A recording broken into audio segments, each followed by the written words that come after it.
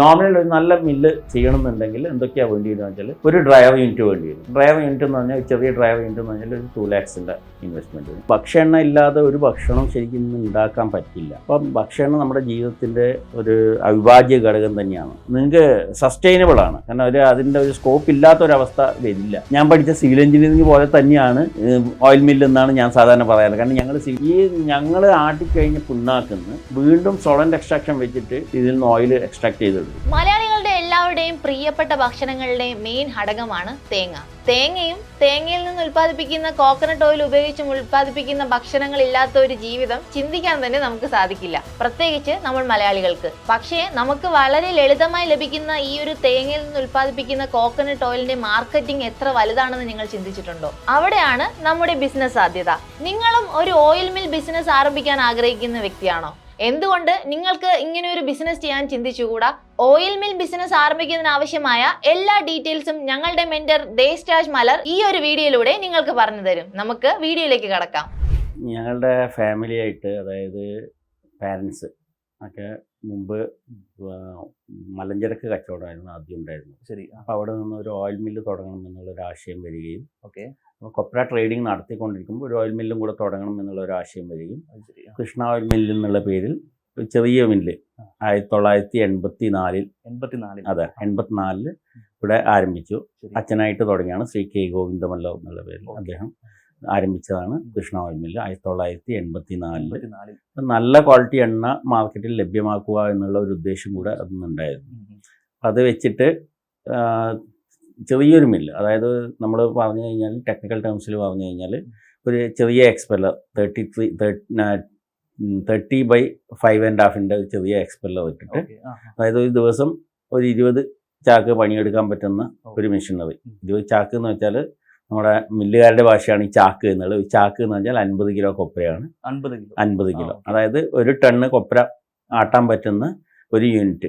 അതായത് ഒരു 600-650 കിലോ വെളിച്ചെണ്ണ ദിവസം പ്രൊഡക്ഷൻ ചെയ്യാൻ പറ്റുന്ന ഒരു ചെറിയ യൂണിറ്റ് തുടങ്ങിക്കൊണ്ടാണ് 1984 കൃഷ്ണ ഓയിൽ മില്ല് സ്ഥാപിതമായത്.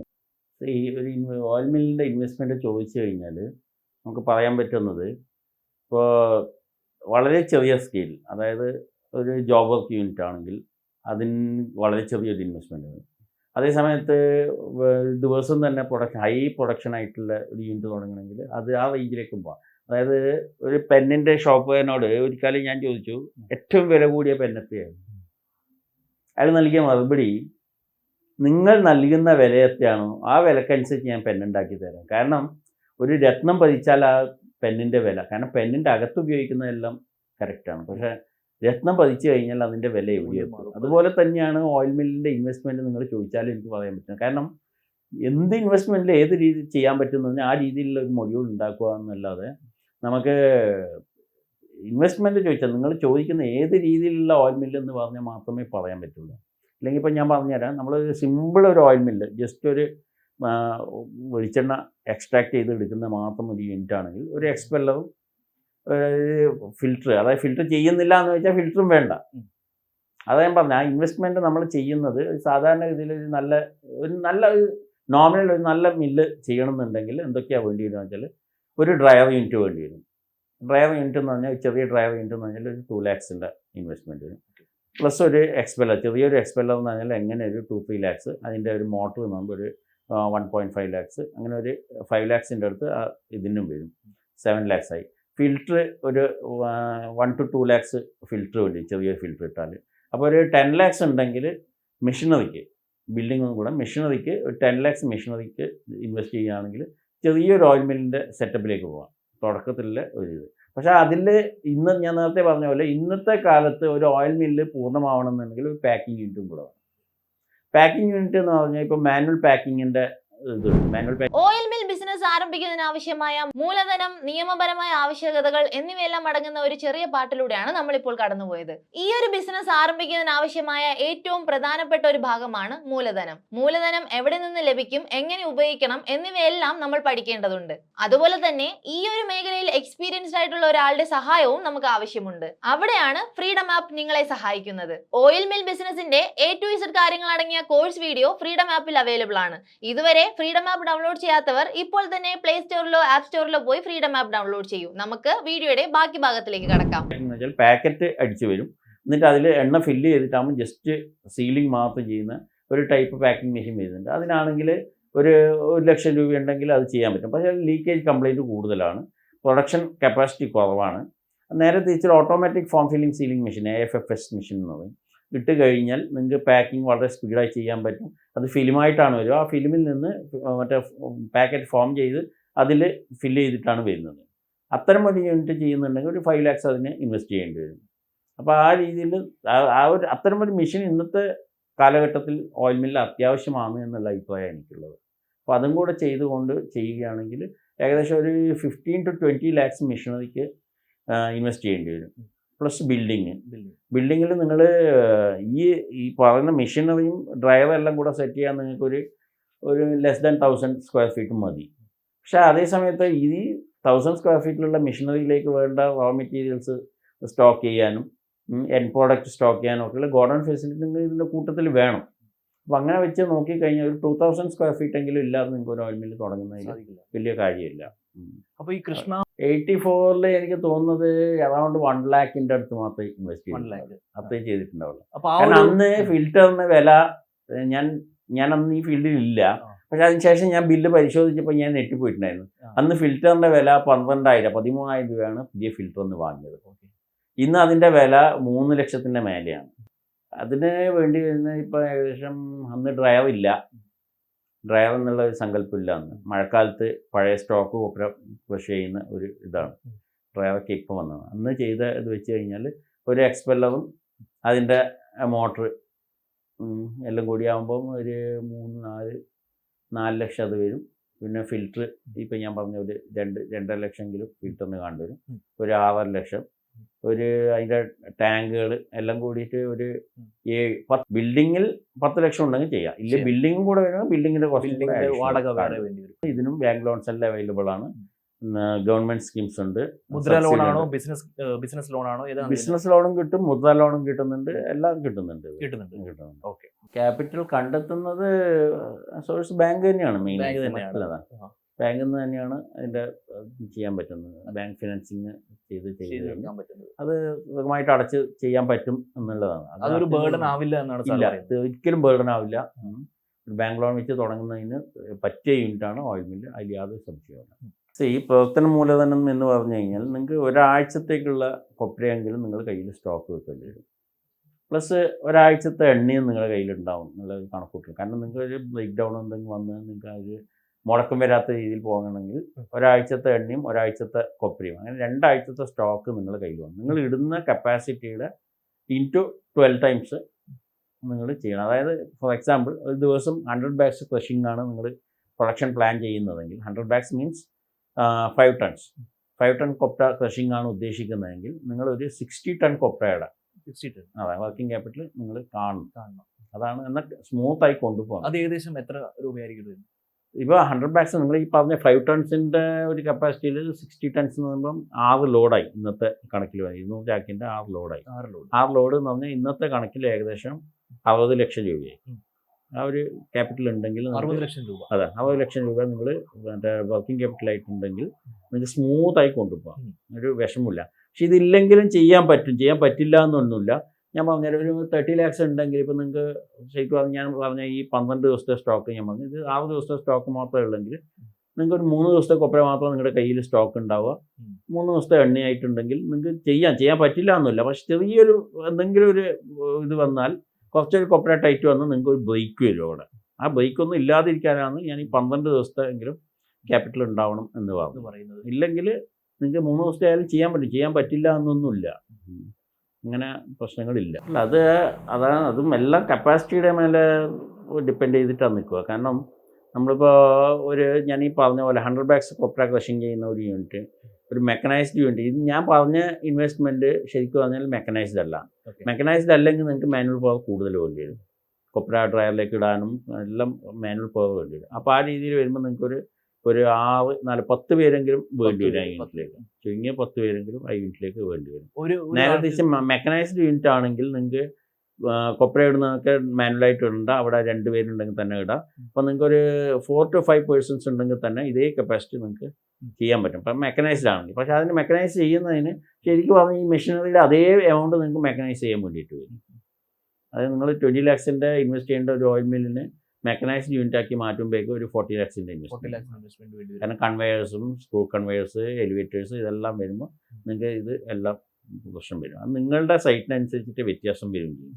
ഗവൺമെൻറ് സപ്പോർട്ട് ഇതിന് സാധാരണ എല്ലാ വ്യവസായങ്ങൾക്കും ഉള്ളതുപോലുള്ള സപ്പോർട്ട് മാത്രമേ ഉള്ളൂ. പ്രത്യേകിച്ചൊരു സപ്പോർട്ട് എന്ന് പറയാനില്ല. ഇപ്പോഴേ ഒരു സ്കീം എന്തോ വന്നിട്ടുണ്ടായിരുന്നു, ഓയിൽ മില്ല്, പുതിയ ഓയിൽ മില്ല് സ്റ്റാർട്ട് ചെയ്യുന്നതിന്. അത് കഴിഞ്ഞോ എന്നറിയില്ല എനിക്ക്. 10 lakhs സബ്സിഡി ഇതൊക്കെ ആയിട്ട് 30 lakhs വരെയുള്ള നിങ്ങൾക്ക് നോമിനൽ സബ്സിഡി 10% ആണ് വരിക. പക്ഷേ അതിൻ്റെ മേലെ നിങ്ങൾക്ക് നിങ്ങളുടെ ഏരിയ ബാക്ക്വേർഡ് ഏരിയ ആണെങ്കിൽ അതിന് എക്സ്ട്രാ, വിമൻ എൻ്റർപ്രൈനേഴ്സ് ആണെങ്കിൽ അതിന് എക്സ്ട്രാ, അപ്പോൾ അങ്ങനെയൊക്കെ വരും. അപ്പോൾ ആ ഒരു രീതിയിലൊക്കെ വരും. അതുകൊണ്ട് ഒരു 10% നിങ്ങൾക്ക് തുടങ്ങാൻ പറ്റും. പക്ഷെ അത് കഴിഞ്ഞപ്പോൾ ബാക്ക്വേർഡ് ഏരിയ, കാസർഗോഡിലെ ബാക്ക്വേർഡാണെന്ന് തോന്നുന്നു, അങ്ങനെ ബാക്ക്വേർഡ് ഏരിയയിൽ പോയി കഴിഞ്ഞാൽ 5% 10% എക്സ്ട്രാ സബ്സിഡി വരുന്നുണ്ട്. അത് ബാക്ക്വേർഡ് ഡിസ്ട്രിക്ട് ഏതൊക്കെയാണെന്നുള്ളത് സൈറ്റുകൾ ഗവൺമെന്റ് നോട്ടിഫൈ ചെയ്തു. നോട്ടിഫൈ ചെയ്യുന്നു. അതാ ആ സൈറ്റിൽ നിങ്ങൾക്ക് തുടങ്ങുന്നുണ്ടെങ്കിൽ നിങ്ങൾക്ക് എന്തായാലും ഇത് കിട്ടും, സബ്സിഡി കിട്ടും. സബ്സിഡി ഒക്കെ വളരെ ഗവൺമെന്റ്, ഇപ്പോൾ കേരള ഗവൺമെൻറ് സംബന്ധിച്ചിടത്തോളം വളരെ എളുപ്പമാണ്. സബ്സിഡിയും കാര്യമൊക്കെ അങ്ങനെ വലിയ ബുദ്ധിമുട്ടില്ലാതെ വളരെ നല്ല സഹകരണമാണ് ഗവൺമെൻറ് ഡിപ്പാർട്ട്മെൻറ്റ്, ഇൻഡസ്ട്രി ഡിപ്പാർട്ട്മെൻറ്റിൽ നിന്ന്. മറ്റേ ഡിപ്പാർട്ട്മെൻറ്റിൽ ബുദ്ധിമുട്ടുണ്ടെങ്കിലും ഇൻഡസ്ട്രിയൽ ഡിപ്പാർട്ട്മെൻറ്റിൽ നിന്ന് വളരെ നല്ല സഹകരണമാണ്. വ്യവസായവൽക്കരണത്തിനുള്ള എല്ലാ പ്രോത്സാഹനവും നമ്മുടെ ഗവൺമെൻറ് തരുന്നുണ്ട്. വ്യവസായ ഇതിന് ഫസ്റ്റിൽ നമ്മൾ ഉദ്യമാധാർ തന്നെയാണ്. ആധാർ ബേസ് ചെയ്തിട്ട് അത് നമുക്ക് സൈറ്റിൽ പോയിട്ട് രജിസ്റ്റർ ചെയ്തിട്ട് ചെയ്യാവുന്നതാണ്. അത് നമുക്ക് ഇൻഡസ്ട്രി ഡിപ്പാർട്ട്മെൻറ്റ് ഏറ്റവും നല്ലതെന്ന് വെച്ചാൽ തൊട്ടടുത്തുള്ള ഇൻഡസ്ട്രി സെൻ്ററായിട്ട് ബന്ധപ്പെട്ടുകൊണ്ട് അവിടുത്തെ ഇൻഡസ്ട്രി ഡെവലപ്മെൻറ്റ് ഓഫീസർ ഉണ്ടാവും, അവരായി ബന്ധപ്പെട്ടുകൊണ്ട് ചെയ്യുന്നതാണ് ഏറ്റവും നല്ലത്. വളരെ എളുപ്പത്തിൽ ചെയ്യാൻ പറ്റുന്ന കാര്യം. സാധാരണ രീതിയിലുള്ള ഡോക്യുമെന്റ്സ് തന്നെയാണ് അതിന് വേണ്ടത്. കാരണം നമ്മുടെ ആധാറാണ് എല്ലാത്തിൻ്റെയും ബേസ്. ആധാർ കാർഡ്, അതെ, ആധാർ കാർഡ് വെച്ചിട്ടാണ് ഉദ്യമാധാർ എടുക്കുന്നത്. അത് കഴിഞ്ഞ് നിങ്ങൾക്ക് ഉദ്യമാധാർ ആധാറിൻ്റെ ബേസിൽ ഒരാൾക്കൊരു ഇതാണ് വരുന്നത്. അത് ചെയ്ത് കഴിഞ്ഞ് നിങ്ങൾ തുടങ്ങിക്കഴിഞ്ഞാൽ നിങ്ങൾക്ക് മറ്റു രജിസ്ട്രേഷനൊക്കെ അതിൽ ചെയ്യാവുന്നതാണ്. ഇൻഡസ്ട്രീസ് ഡിപ്പാർട്ട്മെൻറ്റുമായി ബന്ധപ്പെട്ട് കഴിഞ്ഞാൽ അതിൻ്റെ എല്ലാ രജിസ്ട്രേഷൻ കാര്യങ്ങളും ചെയ്യാം. GST 40 lakhs മേലെ ആവശ്യമുണ്ട്. അപ്പോൾ സാധാരണ ഒരു ഓയിൽ മില്ലിൽ തുടങ്ങുമ്പോൾ വേണ്ടി വരും. എബവ് 40 lakhs എന്തായാലും വേണം. അപ്പോൾ 40 lakhs എന്തായാലും വരും. കാരണം 40 lakhs ഐ തിങ്ക് ഒരു 6000 രൂപ മറ്റേ ദിവസം വരും. GST രജിസ്ട്രേഷൻ വളരെ സിമ്പിളാണ്. നമ്മളെല്ലാ ഇതിനും ചെയ്യുന്ന പോലെ തന്നെ GST രജിസ്ട്രേഷൻ നമ്മൾ ഇതിൽ അപ്ലൈ ചെയ്ത് കഴിഞ്ഞാൽ, ഓൺലൈനിൽ അപ്ലൈ ചെയ്ത് കഴിഞ്ഞാൽ അവരുടെ ആ സമയം സാധാരണ പറയുന്നത് വിത്തിൻ 7 days കിട്ടുന്നതാണെന്ന് പറയും. അത് നമ്മളൊക്കെ വാറ്റിൽ നിന്ന് GSTയിലേക്ക് മാറിയതാണ്. അതുകൊണ്ട് നമുക്ക് അതിനെക്കുറിച്ച് വ്യക്തമായില്ല. നമ്മൾ അതിൽ ഇത് ചെയ്ത് കഴിഞ്ഞാൽ ഓട്ടോമാറ്റിക്കായിട്ട് അത് മാറിയതാണ്. ഞാനിപ്പോൾ തുടങ്ങിയിരിക്കുന്നത് പ്രൊപ്രൈറ്റർഷിപ്പാണ്. ആദ്യം അച്ഛൻ തുടങ്ങിയത് അമ്മയുടെ പേരിലായിരുന്നു, അത് കഴിഞ്ഞ് എൻ്റെ പേരിലേക്ക് മാറ്റി. പക്ഷേ പ്രൊപ്രൈറ്റർഷിപ്പിൽ ഞാൻ കാണുന്ന ഒരു ബുദ്ധിമുട്ട് എന്താണെന്ന് വെച്ച് കഴിഞ്ഞാൽ, ഇൻ കേസ് ഒരു ബ്രേക്ക് വരികയാണ്. ഇപ്പോൾ ഉദാഹരണത്തിന് അമ്മ മരിച്ച സമയത്ത് എൻ്റെ പേരിലേക്ക് മാറ്റാൻ 1 മാസത്തെ ഒരു ഡിലേ നമുക്കുണ്ട്. ഇതൊക്കെ മാറ്റിയെടുക്കുന്നത് ആ ഒരു ഇത് വരുന്നുണ്ട്. അതിൻ്റെ പ്രൊസീജിയർ ആ സമയത്ത് സാധാരണ പുതിയ രജിസ്ട്രേഷൻ എടുക്കുന്ന പോലെ എല്ലാ പ്രൊസീജിയറും ആ സമയത്ത്, കാരണം ആ നമ്പറിൽ കണ്ടിന്യൂ ചെയ്യാൻ പറ്റില്ല. നമ്പറൊക്കെ മാറ്റം വരും. അപ്പോൾ ഇപ്പോൾ അന്ന് ആ നമ്പർ മാറ്റുമ്പോൾ അത്ര വലിയ ബുദ്ധിമുട്ടില്ല, കാരണം പാക്കിംഗ് ഐറ്റംസ് ഒന്നുമില്ല. ഇപ്പോഴും ഞാൻ ആലോചിക്കുമ്പോൾ ഇപ്പോഴും ഒരു മാറ്റം വരണമെങ്കിൽ ഇതിൻ്റെ നമ്പേഴ്സ് എല്ലാം മാറണം. അപ്പോൾ അതുകൊണ്ട് പാർട്ട്ണർഷിപ്പ് ഫേമാണ് നല്ലത് എന്നാണ് എനിക്ക്. അല്ല, ഓണർഷിപ്പ് മാറുന്നത് കോംപ്ലിക്കേഷൻ അല്ല ഞാൻ പറഞ്ഞത്. ഓണർഷിപ്പ് മാറുമ്പോൾ നമുക്ക് വരുന്ന കോംപ്ലിക്കേഷൻ അതാണ്, സർക്കാരിൻ്റെ ഭാഗത്തുനിന്നല്ല. നമുക്ക് ഇപ്പോൾ പാക്കിംഗ് ഐറ്റംസ് എല്ലാം നമ്മൾ ഈ നമ്പേഴ്സ് എല്ലാം പ്രിൻ്റ് ചെയ്യണം. അപ്പോൾ ഇപ്പോൾ ഓണർഷിപ്പ് മാറുമ്പോൾ ഇതെല്ലാം നമ്പറെല്ലാം മാറുമ്പോൾ മറ്റുള്ള സ്ഥലത്ത് ഇതിൻ്റെ ബുദ്ധിമുട്ടുണ്ടാവും. ബില്ലിങ്ങിലും ഇതെല്ലാം ഒരു ബുദ്ധിമുട്ടുകൾ ആയത് വരും. പ്രാക്ടിക്കലായിട്ടുള്ള കുറച്ച് ആ ഒരു ചേഞ്ച് ഓവറിൻ്റെ ഒരു പ്രശ്നങ്ങൾ നേരിടാൻ സാധ്യതയുണ്ട് എന്നുള്ളതാണ് തോന്നുന്നത്. പാർട്ട്ണർഷിപ്പ് ഫേമാണ് നല്ലത് എന്നാണ് എനിക്ക് തോന്നുന്നത്. പാർട്ട്ണർഷിപ്പ് ഫേമാണ് നല്ലത്. ലൈസൻസുകളാണ് ശരിക്കും പറഞ്ഞാൽ തലവേദനകൾ. കാരണം വെച്ചാൽ ഓരോ സെക്ടറിൽ ഇപ്പം ഫാക്ടറീസിൻ്റെ ലൈസൻസ് വേണം, ഒന്ന് ഇതായിട്ട് ഫുഡിൻ്റെ ലൈസൻസ് വേണം, വെയ്റ്റ്സ് ആൻഡ് മെഷേഴ്സിൻ്റെ എല്ലാ സീല് വെച്ചിട്ടുള്ള ഇത് വേണം. പഞ്ചായത്തിനുള്ള ലൈസൻസ് ഏറ്റവും ആദ്യം എടുക്കേണ്ടത് മറ്റേ ലോക്കൽ ബോഡി ലൈസൻസാണ് ഫസ്റ്റ്. അത് കിട്ടിയാലേ മറ്റേത് ലൈസൻസ് കിട്ടുകയുള്ളൂ. അപ്പോൾ അങ്ങനെ ഓരോ ലൈസൻസായിട്ട് പൊല്യൂഷൻ കൺട്രോൾ ബോർഡിൻ്റെ സർട്ടിഫിക്കറ്റ് ഉണ്ടെങ്കിൽ പഞ്ചായത്ത് തരുള്ളൂ. അപ്പോൾ ഇതെല്ലാ ലൈസൻസും ഇത് ചെയ്യണം. ഇതെല്ലാം സിംഗിൾ വിൻഡോ എന്ന് പറയുമെങ്കിലും സിംഗിൾ വിൻഡോ പോലും പ്രാക്ടിക്കലായിട്ട് നടക്കുന്നില്ല എന്നാണ് എനിക്ക് തോന്നുന്നത്.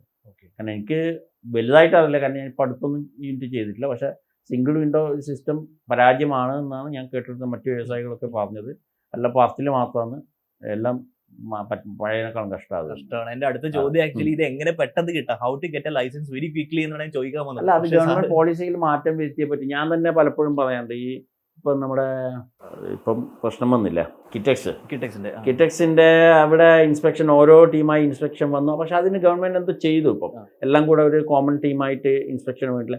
ഞാൻ പണ്ട് തൊട്ടേ പറയുന്ന ഒരു ആശയമായിരുന്നു അത്. ഈ ഓരോ വകുപ്പും വന്ന് കയറിയിട്ട് ഇങ്ങനെ നമ്മളെ ഹരാസ് ചെയ്യുന്നതിന് പകരം എല്ലാം കൂടെ ഒരു സിംഗിൾ സ്ക്വാഡ്, ഈ സിംഗിൾ വിൻഡോ എന്ന് പറഞ്ഞ പോലെ സിംഗിൾ സ്ക്വാഡ്, എല്ലാം വന്നു കഴിഞ്ഞാൽ എല്ലാം പരിശോധിക്കാൻ അവർക്ക് അധികാരമുണ്ട്. എല്ലാം പരിശോധിച്ചിട്ട് അവർ നോക്കിയിട്ട് പോയി കഴിഞ്ഞാൽ നമുക്ക് ആ ഇത് കഴിഞ്ഞു. ആ രീതിയിൽ വന്നു കഴിഞ്ഞാൽ വ്യവസായങ്ങൾക്ക് വളരെയധികം ഗുണമായിരിക്കും. അതൊന്നും അത്ര വലിയ കോസ്റ്റ് ഒന്നും വരുന്നില്ല. കാരണം അതെല്ലാം നിങ്ങൾക്ക് ഈ നിങ്ങൾ ഇൻവെസ്റ്റ് ചെയ്യുന്നതിന് കമ്പയർ ചെയ്ത് കഴിഞ്ഞാൽ ആ രജിസ്ട്രേഷൻ കോസ്റ്റ് ഒരു എമൗണ്ട് എന്ന് പറയുന്നത് ഏകദേശം എമൗണ്ട് നിങ്ങൾക്ക് ആദ്യ ഇതിന് മാത്രമാണ് ഒരു വലിയ എമൗണ്ട് വരിക. പൊല്യൂഷൻ കൺട്രോളിന് അവരത് പെർസെൻറ്റേജ് വൈസാണ് അതിന് നല്ല എമൗണ്ട് വരുന്നുണ്ട്.